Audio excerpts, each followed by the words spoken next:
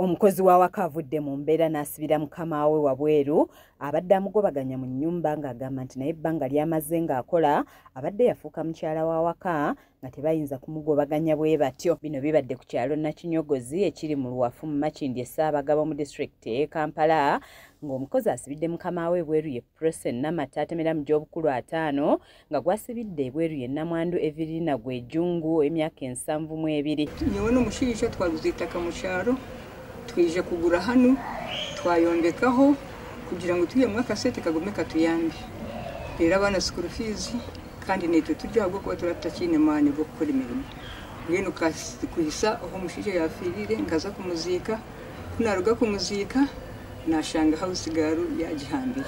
Otutukidde mu kifo kino tusanze amaka gonna maggale nga gano ga mugenzi Johnson Gwejungu era ng'olunaku olw'eggulo lwe yawezezza emyezi 2 bukyanga ava mu bulamu bw'ensi eno n'aziikibwa e Kabaale. Agamba nti bagezezzaako okuteesa ne Namata kyokka n'abaleetera poliisi y'e Katwe n'ebaggalira nga kati tebamanyi kyakuzzaako. Yafa naza kumuziika nashanga house garu yanjiriye yanshoboza heeru banta mu kihome. Ye mutabani w'omugenzi Bruce Tukesiga agamba nti yasabye Namata ekisumuluzo baggulewo nga wano olutalo we lwatandikidde.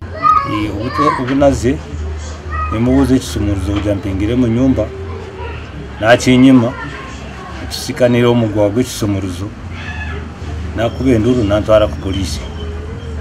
Poliisi ne bankwata ensulo n'enfuna banzirukira ne banzijayo. Ye Namata agamba nti wadde nga yajjanga mukozi yatuuka ekiseera n'afuuka omukyalo owawaka mu bbanga ery'emyaka 25 gy'amaze mu maka gano ng'ensonga lwaki bano bamuyita omukozi kwe kuba nti bba afudde tamuzaddeemu mwana. Asenga omukunda 99 omukyalo oyo agamba nti tumugobya awaka tumusibidde ennyumba talinyangako awaludde ebigere biweza 10 yajjaawo gabaze afudde najja okayanira omulambo gwa bba. Ye abeera Kabaale omusajja yamugulya amakoloti n'amakoloti gonna n'agatunda nakati alina emisango mu kooti e Kabaale. Tawusiga lwa nsonga saazaalamu mwana naye nga abo n'abaana nabalira nimbakuzaabo boolaba n'omulala yasembayo lasitiboni yasomera wano n'agula etukwetindira wano mama we najja pate netugirira wano ewange bangi kalimu yali mikono gyange. Ssentebe w'ekitundu kino Michael Mukasa agamba nti wadde nga Namata mukozi naye basooke beebuuze yatuuka atya mu kisenge ky'omugenzi. Rawusigalo yayingira atya mu kisenge kya kitaabwe n'abanga mwasula. Yabadde ajjanjaba kitaabwe, yabadde amwalira, yabadde amufumbira. Ndowooza emyaka nga 25 mabega.